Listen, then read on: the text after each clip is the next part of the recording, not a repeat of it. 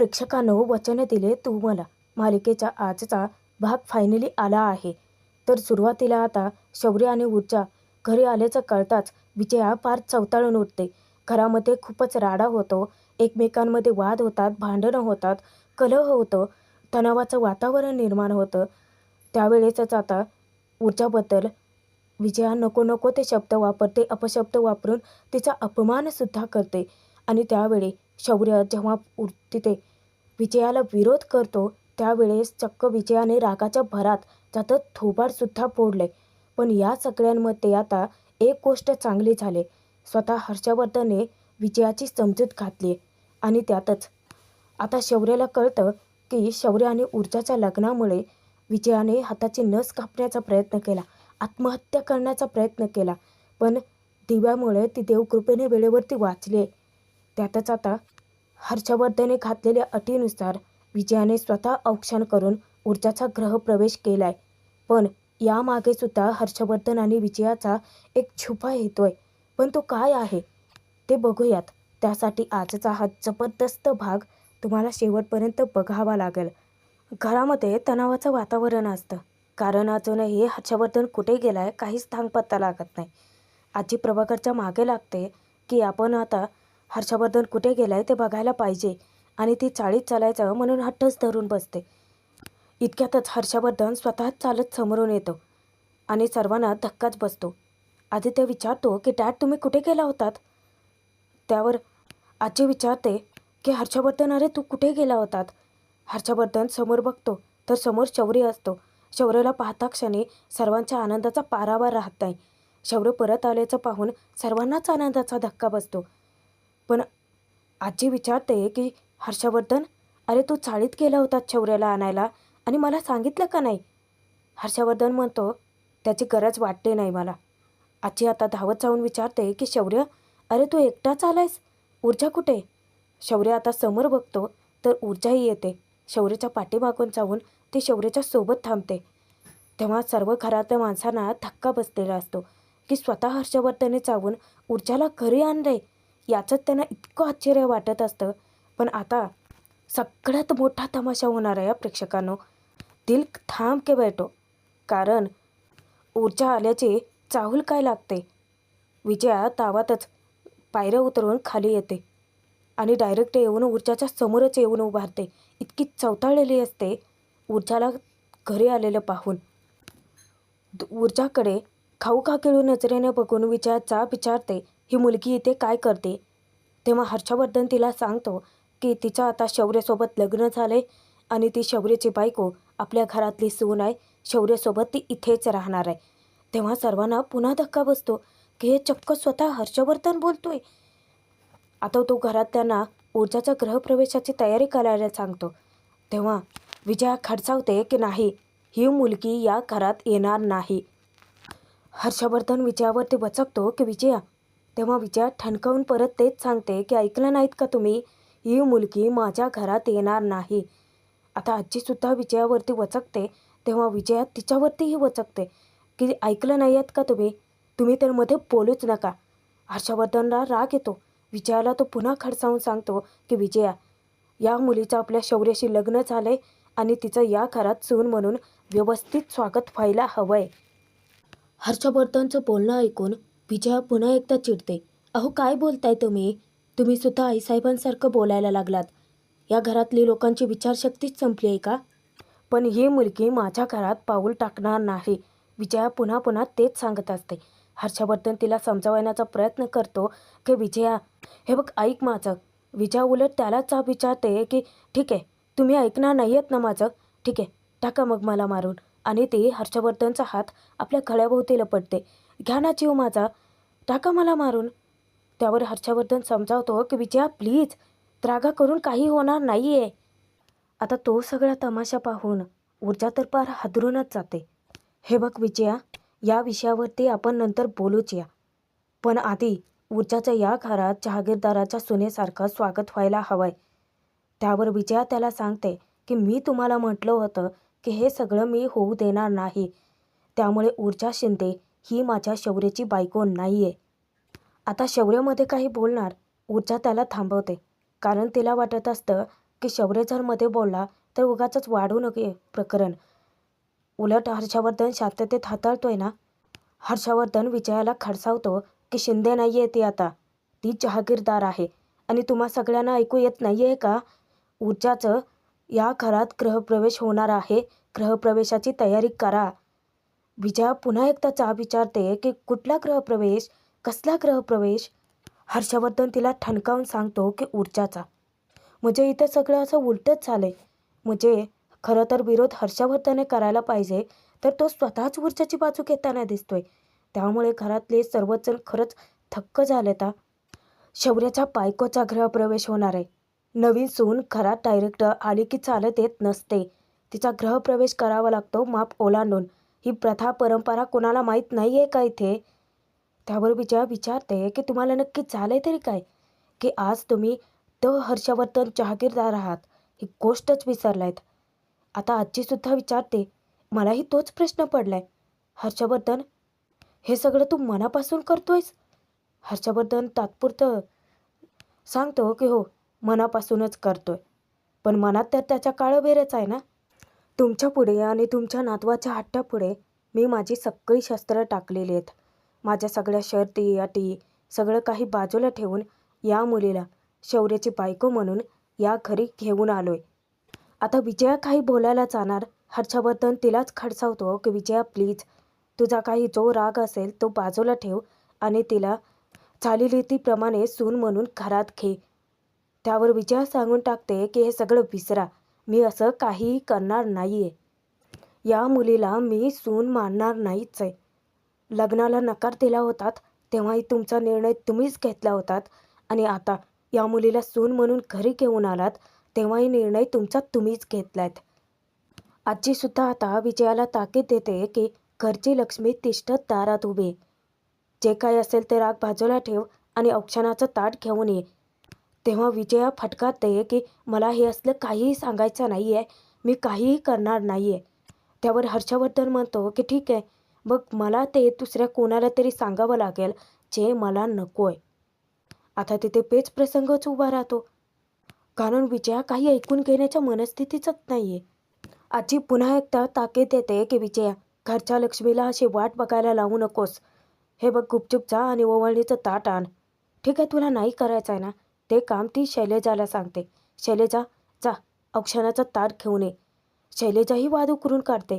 ती विचारते की काय, मी नाही म्हणजे मला काही हरकत नाही आहे हो. तुम्ही भाऊजींनाच विचारा ना की संबंध नसलेल्या लोकांनी त्यांच्यासाठी हे केलं तर चालेल का? नाही म्हणजे कितीही केलं तरीसुद्धा आम्ही परकेच आहोत ना. त्यावर हर्षवर्धन तिला खडसावतो की मला कुणाचीही गरज नाही आहे. जे करेल ते विजयाच करेल. आता तर पुन्हा ते प्रकरण इतकं वाढतं. हर्षवर्धन पुन्हा खडसावतो की विजया जाऊन गृहप्रवेशाची तयारी कर. त्यावर विजया विचारते की तुम्हा सगळ्यांना काही गंमत वाटते का, की असं वाटते की एक वेडी बाई काहीतरी बडबड बडबड बडबड करते आणि तुम्हाला ते ऐकायचंच नाही आहे. मी या मुलीला माझी सून मानत नाही. त्यावर हर्षवर्धन मोठ्याने वचकतो की विजया, पण मी सून मानतो. मी माझ्या मुलाला शब्द दिलाय की त्याचं लग्न मी ॲक्सेप्ट केलं आहे आणि म्हणून तुला हे सगळं करावं लागेल विजया. कारण तुलाही माहिती आहे की मी कधीच खोटा शब्द कुणालाही देत नाही. विजया विचारते की तुम्हाला काही ऐकायला येत नाही आहे का? आता शैलेजा काय म्हणाली, जेव्हापासून शौर्याचं या मुलीचे लग्न ठरलं आहे तेव्हापासून या घरात फक्त भांडणच होत आहेत. तुमच्यात आणि भाऊजीमध्ये किती वाद झालेत? शौर्य हादरतो. धक्क्याने विचारतो की काय? डॅड मॉम काय म्हणते? तुमच्यात आणि काकांच्यामध्ये भांडण झालं? त्यावर हर्षवर्धन शांतपणे समजावतो की शौर्य प्लीज तू यामध्ये पडू नकोस. विजया, आता फक्त ऊर्जाचं स्वागत करणं जास्त महत्त्वाचं आहे. त्यावर विजया म्हणते की प्लीज तुम्ही परत परत त्या मुलीचं नाव घेऊ नका. मुलगी अपशकुनी आहे ती. तेव्हा ऊर्जाच्या काळजावरती घाव बसतो. या मुलीमुळे आपल्या घरात काहीही चांगलं घडणार नाही आहे. या पांढऱ्या पायाच्या मुलीला मी घरात घेणार नाही. आतापर्यंत शांत असलेल्या शौर्याची तळपायाच्या मस्तकात जाते आणि तो विजयाशी वाद घालतो की मॉम बस कर प्लीज. अगं नको नको ते बोलतेस तू तिच्या विरुद्ध. किती अपशब्द वापरतेस. काय म्हणाली तू तिला? अपशकुनी. अगं काय शत्रुत्व आहे तुझं तिच्याबद्दल डोक्यात? अशी का वागतेस तू तिच्यासोबत? त्यावर विजय आता याचाच कांगावा करते.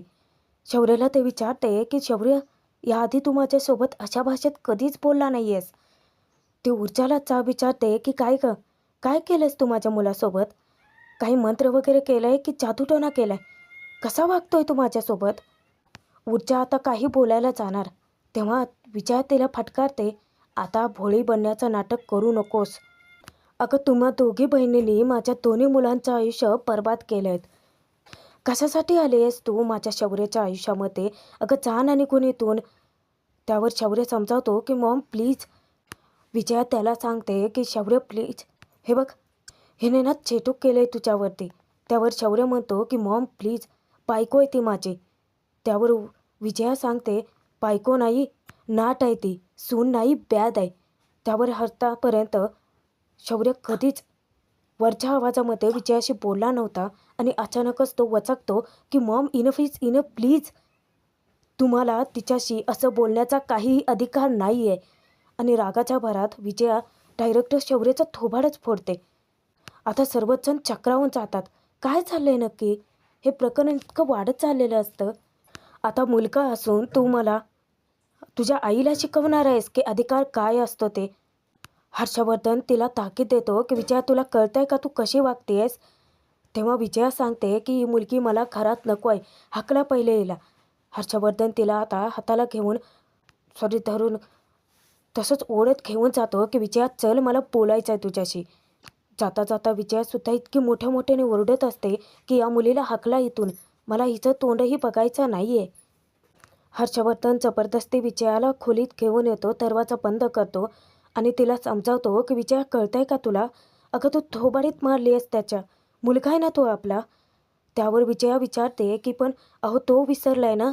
हिचा इतका संताप तीव्र होतो. तो विसरलाय ना की तो आपला मुलगा आहे, कसा वागतोयस?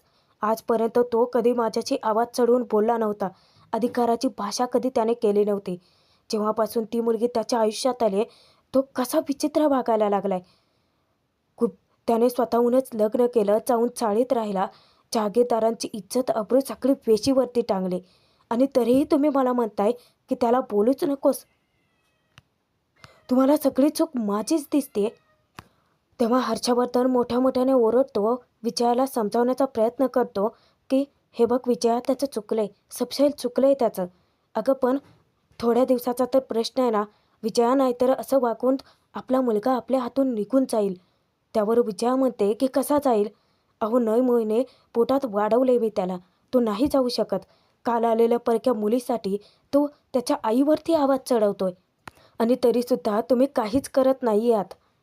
आता दोघांमध्ये इतका वाद पेटलेला असतो की विजया तुला कळतंय का? तुला गेम प्लॅन कळत नाही आहे अगं. अगं आपला मुलगा त्या परक्या मुलीसाठी चाळीत जाऊन राहिला. अक्षरशः आपल्या मुलाला त्या मुलीचं वेड लागले, वेड. आणि तेच चाळीतलं घर ते त्याला राजमहल वाटायला लागले. मला आपल्या मुलाला आपल्याकडे आणणं मस्ट होतं. विजया विचारते की पण ती मुलगी आपल्या घरात येऊन काय वेगळं होणार आहे? तिची बहीण बघते ना, नग आहे नुसती नग. हर्षवर्धन समजावतो की विजया प्लीज समजून घेण्याचा प्रयत्न कर. अगं आपल्या मुलाला आपल्या सोबत ठेवण्यासाठी माझा जो काही स्ट्रगल चालू आहे, प्लीज त्याला सपोर्ट कर. विजया वैतागते, रडकुंडीला येते की सपोर्ट करायचं म्हणजे नक्की काय करायचं? आता सपोर्ट करायचं म्हणजे नक्की काय करू? त्या ऊर्जाला डोक्यावर घेऊन नाचू का? त्यावर हर्षवर्धन सांगतो की नाही विजया, तू फक्त माझी साथ दे. तुला आपल्या नात्याची शपथ आहे विजया, प्लीज. आणि विजया आता कुठे स्तब्ध होऊन जाते, शांत होऊन जाते. पण खाली मात्र आता शौर्याच्या तळपायाच्या मस्तकात गेलेली असते. हा सगळा घडलेला तमाशा बघून, विजयाने केलेला कांगावा बघून शौर्याला खरं तर स्वतःचाच राग येतो की त्याने असं वरच्या आवाजामध्ये त्याच्या आईशी बोलायला नको होतं.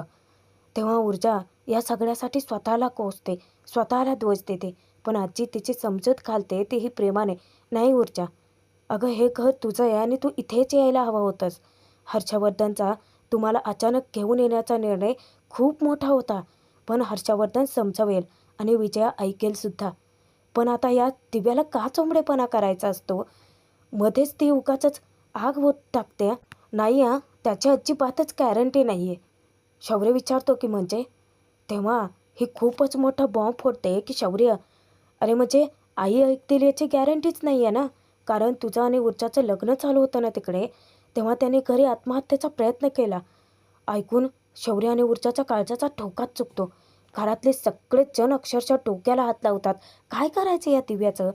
नको तिथे अति शहाणपणा करते ही. आदित्य तिला लगेच फटकारतो की दिव्या गप्प बस का?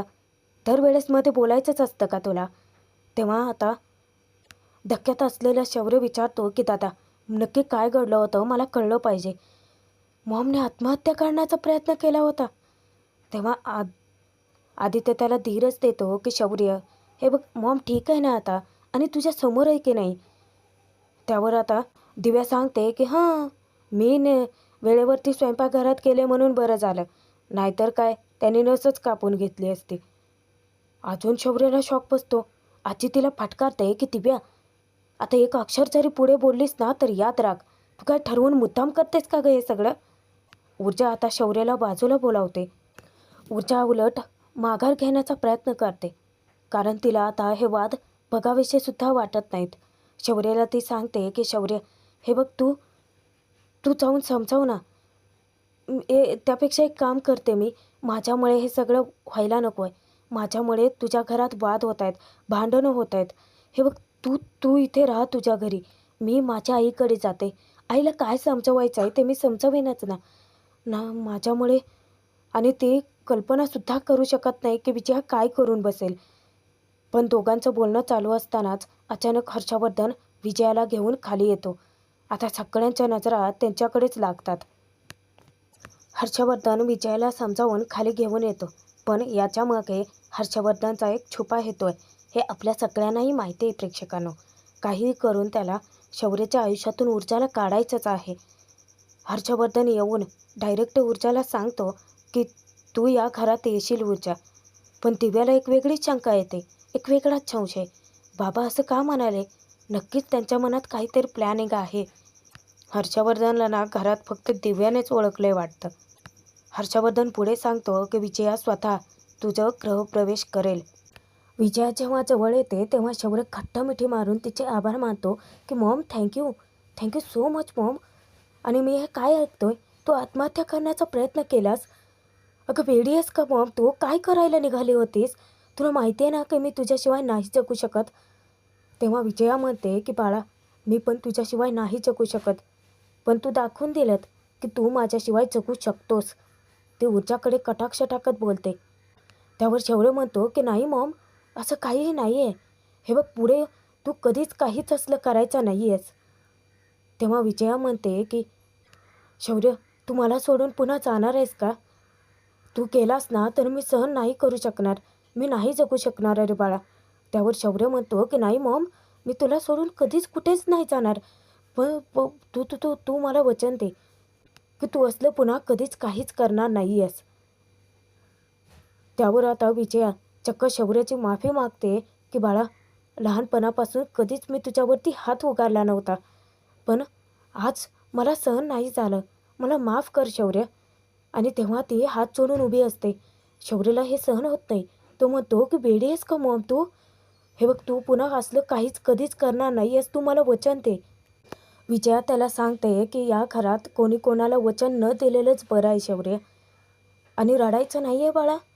अरे लग्न करून आलायस ना, घरात मंगल कार्य झालं आहे आपल्या. मग आता दोघे उभे राहा, मी स्वतः तुमचा गृहप्रवेश करेन. तेव्हा शौर्याच्या आनंदाचा पारावारच राहत नाही. त्याला हे सगळं खरं वाटत असतं, पण ते एक नाटक आहे. हर्षवर्धन आणि विजयाने केलेले एक नाटक, ज्यात सगळेच जण अडकलेत. हर्षवर्धनसुद्धा ऊर्जाच्या बाजूला शौर्याला उभं राहायला सांगतो. ज्या वेळेला विजया ऊर्जावरती एक चळचळीत कटाक्ष टाकते त्यावेळेला ऊर्जाला तिची नजर खटकते. त्या नजरेत वेगळंच काहीतरी तिला जाणवतं. म्हणजे वरवरचं शौर्याच्या प्रेमाखातर केलेलं ते एक नाटक आहे हे ऊर्जाला कळून चुकतं. पण ती शांत असते, शौर्याच्या आनंदात आनंद मानते. विजया स्वतः तीर्थाला घेऊन जाते आणि शौर्य पण इतका वेडा आहे, म्हणजे त्याला तरी काय कळणार आहे. त्याला त्याच्या आईवडील त्याच्यावरती जीवापाड प्रेम करतात, म्हणजे सगळ्या गोष्टी त्याच्या मान्य करतील असंच वाटत राहतं ना. आणि प्रेक्षकांनो आजचा हा भाग इथेच संपतोय. पुढील भागात आपण बघूयात की दारात माप ठेवलं जातं. विजया स्वतः ऊर्जाचा गृहप्रवेश करणार असते हर्षवर्धन सांगतो की ऊर्जा, तुझ्या आईची अट होती ना की घरातल्या सगळ्यांनी तुला सून म्हणून स्वीकारावं, तर आज मीच काय, विजयाने सुद्धा तुला स्वीकारले. ते माप ओलांड आणि घरात ये. विजया स्वतः ऊर्जा आणि शौर्याचे औक्षण करत असताना विडा उचलते की या घरात तू आलीच आहेस, पण आता या घरात आल्याचा प्रत्येक क्षणी तुला पश्चाताप होईल याची मी नीट काळजी घेईन. त्यानंतर ऊर्जा जागीरदारांची सून म्हणून सन्मानाने माप ओलांडून लक्ष्मीच्या पावलांनी घरात आली.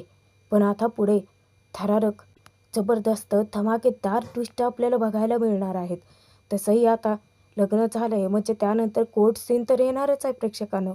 आता त्या कोर्ट सीनमध्ये नक्की काय होते, निदान त्या विक्रांतला तरी ऊर्जा जेलमध्ये अडकवू शकते की नाही, ते पाहणं तितकंच मनोरंजक ठरणार आहे. त्यामुळे आताच सबस्क्राईब करून ठेवा, जेणेकरून पुढचे भाग तुम्हाला वेळेवरती मिळतीलच. कारण इथे फक्त खरे भाग दाखवले